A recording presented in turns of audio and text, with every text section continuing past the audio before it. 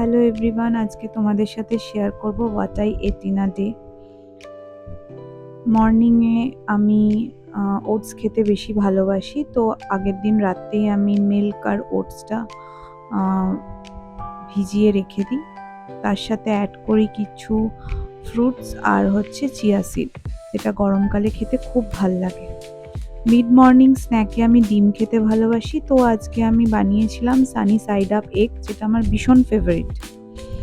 লাঞ্চটা ছিল খুবই সিম্পল, পটল চিংড়ি, কাতলা মাছের পেটি ভাজা, যেটা আমার ভীষণ ভাল লাগে, আর ছিল ফিশ কারি। তারপর আমি একদম ডিনার করে নিই, মাঝে আর কিছু খাই না। তো ডিনারে আমি ঘি দিয়ে এয়ার ফ্রাই করেছিলাম রুটিটা, আর তার সাথে ছিল চানা পানির। এটাই ছিল আমার ডিনার, যেটা খেতে খুব ভালো ছিল। যদি তোমাদের ভিডিওটা ভালো লেগে থাকে তাহলে একটা লাইক, শেয়ার অ্যান্ড সাবস্ক্রাইব।